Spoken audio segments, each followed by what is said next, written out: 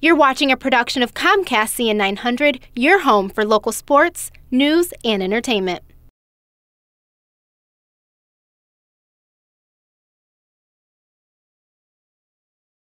Mount Clemens was first surveyed and settled in 1795 by Christian Clemens. He was attracted to the region because of its access to Lake St. Clair from the Clinton River.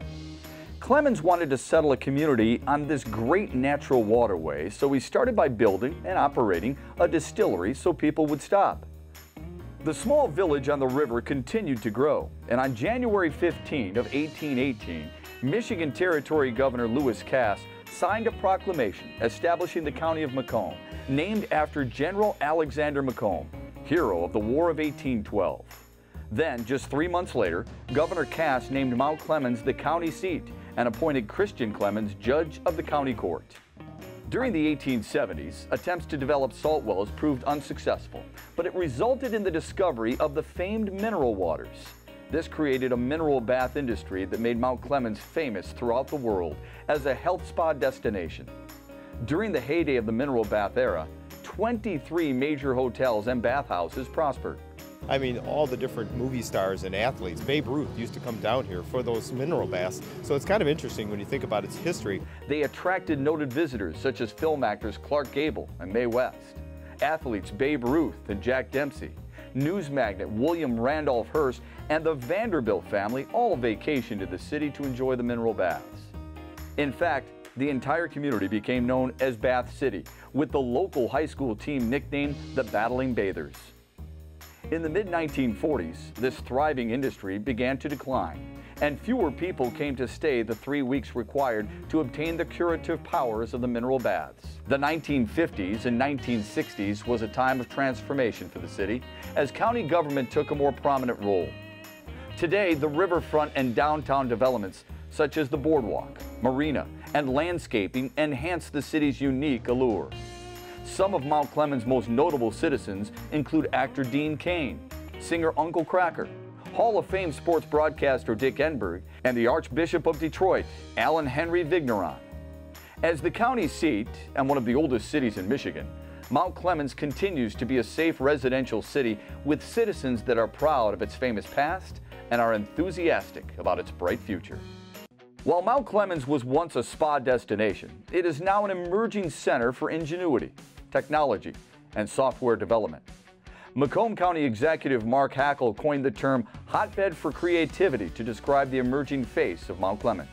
You're starting to see some of the IT, the tech-savvy people moving downtown to the Mount Clemens area and occupying some of the buildings that were vacant. So I think what you see is that synergy. One starts to come in, others start to kind of come in around it. So they're starting to see it happening just by themselves. Really, there wasn't a recruitment effort or trying to get out there and impress upon people. But I think what you had is affordable opportunities for people to move their businesses down here. We wanted a space and we wanted a company where people want to come to work. Want to join, be part of the company, and have the right culture where there's not a lot of politics, there's not a lot of stress. We do good work and we do work well, but in our, a relaxed environment.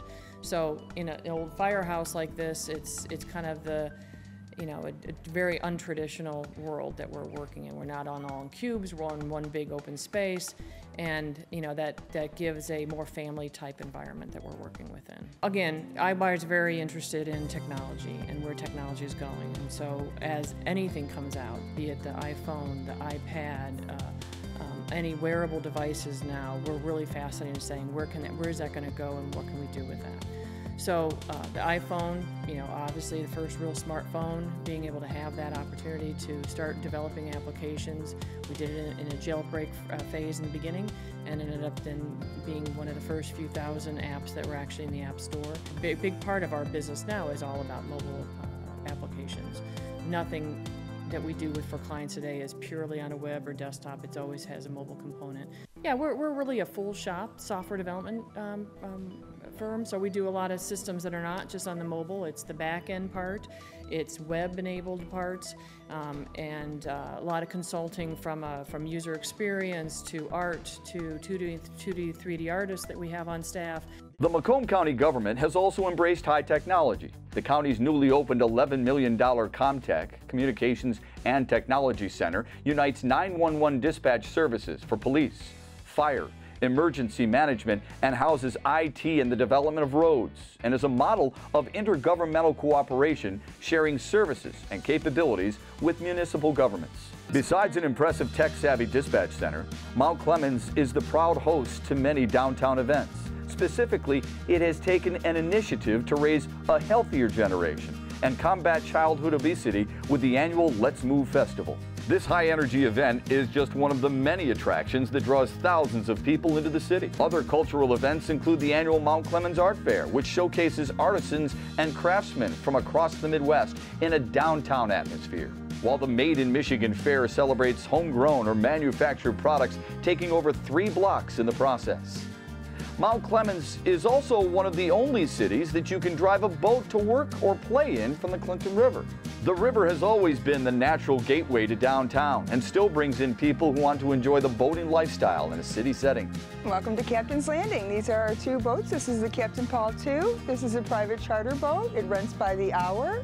And it's a lot of fun to go on. It comes with just a captain and a crew, and you can add a bar, you can add food, you can have entertainment, or whatever you like. And hopefully this fall we'll be able to do a fishing charter out of Metro Beach. That's what we're hoping for. Captain's Landing, it's right on the water. It's a great place to meet people, and you just enjoy yourself just sitting here in the evening, and sun shining, and it's beautiful in the summer. Everybody loves a downtown feel, and Mount Clemens has an array of streets filled with businesses, food, shopping, and entertainment. I would say that the downtown area is really, really cool because it's a nice close community.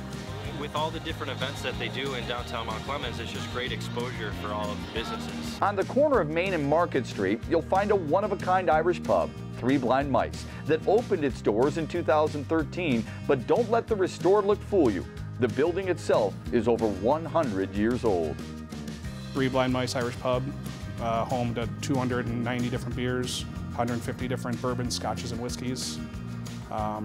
Just a nice historic building, 114 years old this year, and just fun. Live music 7 nights a week. It's kind of hard to find that. It was rumored that Al Capone came here and hung out, like part of the Purple Gang used to come and hang out here when it was a green tree. I think mostly during Prohibition. The summertime is the busiest time in Mount Clemens, as it's home to fairs, cruises, fireworks, and so much more. It's home to more than 30 bars, bistros, restaurants, shops, and sidewalk cafes. There are dining and entertainment options for everyone all year round in Mount Clemens.